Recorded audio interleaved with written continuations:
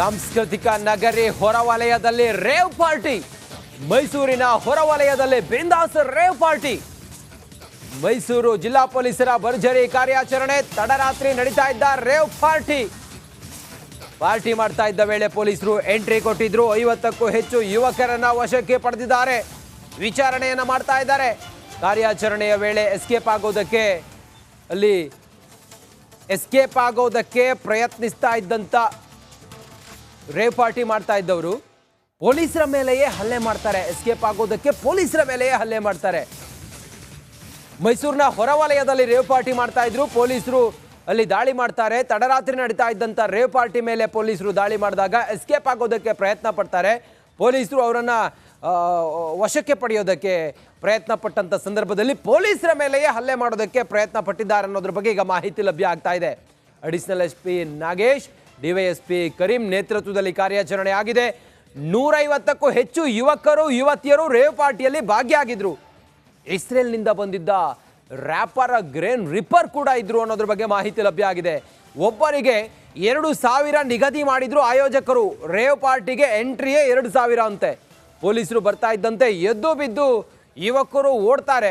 ಯುವತಿಯರು ಕೂಡ ಓಡೋದಕ್ಕೆ ಪ್ರಯತ್ನ ಪಡ್ತಾರೆ. ಸ್ಥಳದಲ್ಲಿ FSL ಟೀಮ್ನಿಂದ ಈಗ ಪರಿಶೀಲನೆ ನಡೀತಾ ಇದೆ. ರೇವ್ ಪಾರ್ಟಿ ನಡೀತಾ ಇದ್ದಂಥ ಸ್ಥಳಕ್ಕೆ ಪೊಲೀಸರು ತಡರಾತ್ರಿ ರೇಡ್ ಮಾಡಿದಾಗ ಅಲ್ಲಿದ್ದವರು ಪೊಲೀಸರ ಮೇಲೆಯೇ ಹಲ್ಲೆ ಮಾಡೋದಕ್ಕೆ ಪ್ರಯತ್ನ ಪಟ್ಟಿದ್ರು ಎಸ್ಕೇಪ್ ಆಗೋ ಬರದಲ್ಲಿ.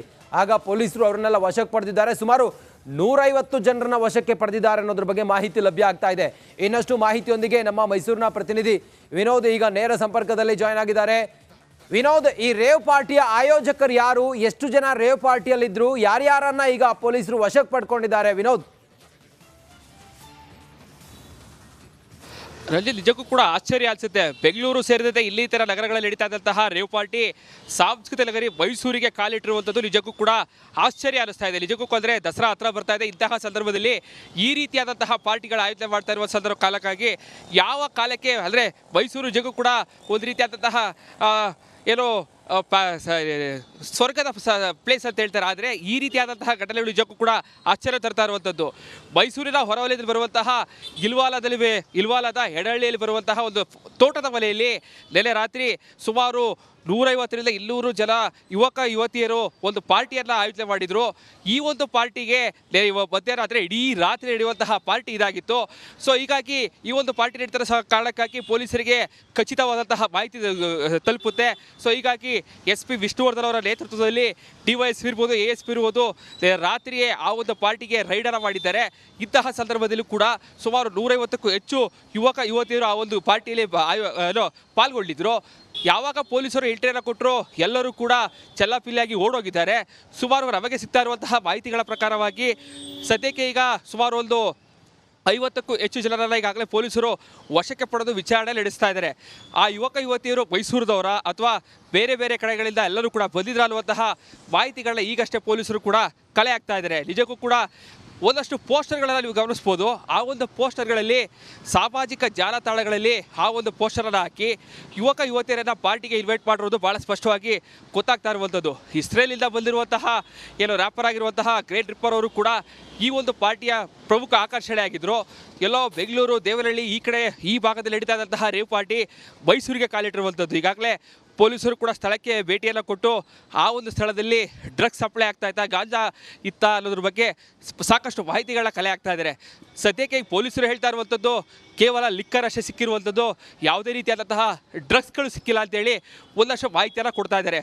ಆದರೆ ಪೊಲೀಸರು ಏನೇ ಹೇಳಿದ್ರು ಕೂಡ ನಮಗೆ ಸಿಗ್ತಾ ಇರುವಂತಹ ಮಾಹಿತಿಗಳ ಪ್ರಕಾರವಾಗಿ ಆ ಒಂದು ಪಾರ್ಟಿಯಲ್ಲಿ ಗಾಂಜಾ ಸೇರಿದಂತೆ ಇನ್ನಿತರ ಡ್ರಗ್ಸ್ಗಳಲ್ಲೂ ಕೂಡ ಸಪ್ಲೈ ಮಾಡಿರೋ ಬಗ್ಗೆ ಖಚಿತ ಮಾಹಿತಿಗಳು ಲಭ್ಯ ಆಗ್ತಾ ಇರುವಂಥದ್ದು. ಯಾಕಂತಂದರೆ ಈ ರೀತಿಯಾದಂತಹ ರೇವ್ ಪಾರ್ಟಿಗಳು ಇಡೀ ರಾತ್ರಿ ನಡೆಯುತ್ತೆ. ಸೊ ಹೀಗಾಗಿ ಇಂತಹ ಪಾರ್ಟಿಗಳಲ್ಲಿ ಇವೆಲ್ಲವೂ ಕೂಡ ಸಪ್ಲೈ ಆಗೋದು ಬಹಳ ಪ್ರಮುಖವಾಗಿ ಬಹುತೇಕ ಖಚಿತ ಆಗ್ತಾ ಇರುವಂಥದ್ದು. Ranjit. Okay Vinod, thank you ತಮ್ಮೆಲ್ಲ ಮಾಹಿತಿಗಾಗಿ.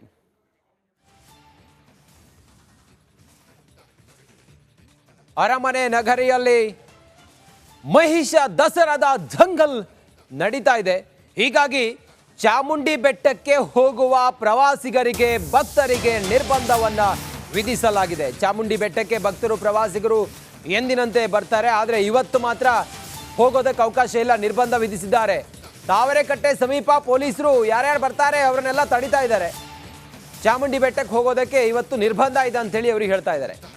ಪೊಲೀಸ್ ಬಿಗಿ ಬಂದೋಬಸ್ತ್ನಲ್ಲಿದ್ದಾರೆ. ಚಾಮುಂಡಿ ಬೆಟ್ಟಕ್ಕೆ ಯಾರಿಗೂ ಕೂಡ ಹೋಗೋದಕ್ಕೆ ಅವಕಾಶ ಇಲ್ಲ. ಭಕ್ತರನ್ನ ವಾಪಸ್ ಕಳಿಸ್ತಾ ಇದ್ದಾರೆ ಪೊಲೀಸರು. ಮಹಿಷ ದಸರಾ ಮುಗಿಯೋವರೆಗೂ ಕೂಡ ಯಾರಿಗೂ ಚಾಮುಂಡಿ ಬೆಟ್ಟಕ್ಕೆ ಹೋಗೋದಕ್ಕೆ ಅವಕಾಶ ಇಲ್ಲ. ನಿರ್ಬಂಧವನ್ನು ವಿಧಿಸಲಾಗಿದೆ ಚಾಮುಂಡಿ ಬೆಟ್ಟಕ್ಕೆ. ಮಹಿಷನ ಪ್ರತಿಮೆಗೆ ಮಾಲಾರ್ಪಣೆಯನ್ನ ಮಾಡ್ತೀವಿ ಅಂಥೇಳಿ ಮಹಿಷ ದಸರಾದ ಆಯೋಜಕರು ಮಹಿಷ ಮಂಡಲೋತ್ಸವದ ಹೆಸರಿನಲ್ಲಿ ಈ ಬಾರಿ ಮಹಿಷ ದಸರಾವನ್ನು ಆಚರಿಸ್ತಾ ಇದ್ದಾರೆ. ಹೀಗಾಗಿ ಚಾಮುಂಡಿ ಬೆಟ್ಟಕ್ಕೆ ಹೋಗಿ ಮಹಿಷನ ಪುತ್ಥಳಿಗೆ ಅಥವಾ ವಿಗ್ರಹಕ್ಕೆ ನಾವು ಮಾಲಾರ್ಪಣೆ ಮಾಡ್ತೀವಿ ಅಂಥೇಳಿ ಏನು ಹೇಳಿದ್ದಾರೆ, ಅದಕ್ಕೆ ಅವಕಾಶವನ್ನು ಕೊಡಲಿಲ್ಲ. ನೋಡಿ, ಮಹಿಷನ ಪ್ರತಿಮೆಯನ್ನು ಸಂಪೂರ್ಣವಾಗಿ ಬಟ್ಟೆ ಹಾಕಿ ಕವರ್ ಮಾಡಿದ್ದಾರೆ. ಯಾವುದೇ ಗೊಂದಲಗಳಾಗಬಾರ್ದು, ಗಲಾಟೆಗಳಾಗಬಾರ್ದು ಅಂಥೇಳಿ.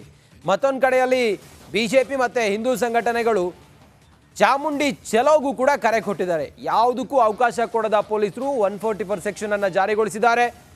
ಮಹಿಷನ ಪ್ರತಿಮೆಯ ಸುತ್ತ ಬ್ಯಾರಿಕೇಡ್ಗಳನ್ನು ಹಾಕಿದ್ದಾರೆ. ಮಾಲಾರ್ಪಣೆ ಮಾಡೋದಕ್ಕೆ ಅವಕಾಶ ಇಲ್ಲ ಅಂತ ಹೇಳಿದ್ದಾರೆ. ಅದರ ಜೊತೆಗೆ ಚಾಮುಂಡಿ ಬೆಟ್ಟಕ್ಕೆ ಯಾರಿಗೂ ಕೂಡ ಅವಕಾಶ ಇಲ್ಲ.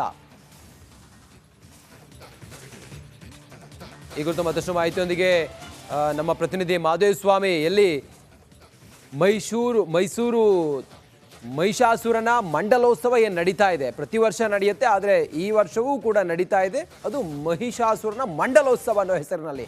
ಆ ಸ್ಥಳದಿಂದಲೇ ಈಗ ಮಾಧೇಸ್ವಾಮಿ ನೇರ ಸಂಪರ್ಕದಲ್ಲಿದ್ದಾರೆ. ಮಾಧೇಸ್ವಾಮಿ, ಈ ಹೊತ್ತಿಗೆ ಏನು ನಡೀತಾ ಇದೆ ಅಲ್ಲಿ?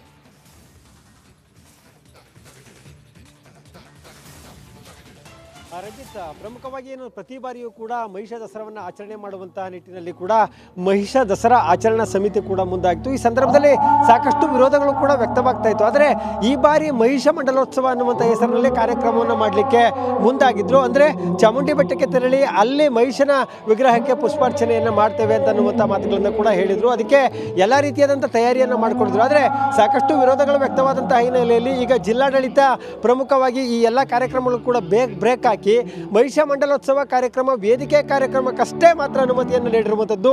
ಇಡೀ ಮೈಸೂರಿನಾದ್ಯಂತ ನಿಷೇಧಾಜ್ಞೆಯನ್ನು ಜಾರಿ ಮಾಡಿರುವಂಥದ್ದು. ಅಂದರೆ ಈ ಒಂದು ಸ್ಥಳವನ್ನು ಹೊರತುಪಡಿಸಿ ಎಲ್ಲವೂ ಕೂಡ ನಿಷೇಧಾಜ್ಞೆಯನ್ನು ಜಾರಿ ಮಾಡಿದೆ. ಜೊತೆಗೆ ಚಾಮುಂಡಿ ಬೆಟ್ಟಕ್ಕೆ ತೆರಳುವಂಥ ಭಕ್ತರಿಗೂ ಕೂಡ ಇವತ್ತು ನಿಷೇಧಾಜ್ಞೆಯನ್ನು ಜಾರಿ ಮಾಡಿರುವಂಥದ್ದು. ಜೊತೆಗೆ ಯಾರು ಕೂಡ ಚಾಮುಂಡಿ ಬೆಟ್ಟಕ್ಕೆ ಹೋಗಬಾರ್ದು ಅಂತ ಹೇಳಿ ಮಧ್ಯಾಹ್ನದವರೆಗೂ ಕೂಡ ಏನು ಭಕ್ತರಿಗೂ ಕೂಡ ಇದಕ್ಕೆ ಪ್ರಮುಖವಾಗಿ ಬ್ರೇಕನ್ನು ಹಾಕಿರುವಂಥದ್ದು. ಆದರೆ ಈಗ ನಾನು ಟೌನಲ್ಲಿ ಮುಂಭಾಗ ಇದ್ದೇನೆ. ಅಂದರೆ ಈ ಮಹಿಷ ಮಂಡಲೋತ್ಸವ ಏನು ನಡೆಯುತ್ತೆ ಆ ಕಾರ್ಯಕ್ರಮ ಮಾಡುವಂತಹ ಸ್ಥಳದಲ್ಲಿ ನಾನಿದ್ದೇನೆ. ಇಲ್ಲಿ ಈಗಾಗಲೇ ಕೂಡ ವೇದಿಕೆ ಸಿದ್ಧತೆ ಆರಂಭವಾಗಿದೆ. ಇನ್ನು ಸುಮಾರು 10:30ರಿಂದ 11 ಗಂಟೆ ವೇಳೆಗೆ ಇಲ್ಲಿ ಮಂಡಲೋತ್ಸವ ಕಾರ್ಯಕ್ರಮ ಆರಂಭವಾಗುತ್ತೆ. ಇಲ್ಲಿ ಕಾರ್ಯಕ್ರಮ ಆರಂಭವಾದ ನಂತರ ಮತ್ತೆ ಅವರು ಚಾಮುಂಡಿ ಬೆಟ್ಟಕ್ಕೆ ತೆರಳುವಂತಹ ಸಾಧ್ಯತೆ ಇದೆ ಅಂತನ್ನುವಂತಹ ಕಾರಣಕ್ಕಾಗಿ ಹೆಚ್ಚಿನ ಪೊಲೀಸರನ್ನು ಕೂಡ ನಿಯೋಜನೆ ಮಾಡಿರುವಂಥದ್ದು. ದೃಶ್ಯದಲ್ಲಿ ತೋರಿಸ್ತೇನೆ. ಪೊಲೀಸರನ್ನು ಕೂಡ ನಿಯೋಜನೆ ಮಾಡಿ ಪೊಲೀಸರು ಎಲ್ಲ ರೀತಿಯಾದಂಥ ಸಿದ್ಧತೆಗಳನ್ನು ಮಾಡ್ಕೊಂಡಿದ್ದಾರೆ. ಯಾಕಂದರೆ ಈ ಕಾರ್ಯಕ್ರಮವನ್ನು ಹೊರತುಪಡಿಸಿ ಬೇರೆಲ್ಲೂ ಕೂಡ ಕಾರ್ಯಕ್ರಮವನ್ನು ಮಾಡಬಾರದು ಅನ್ನುವಂಥದ್ದು.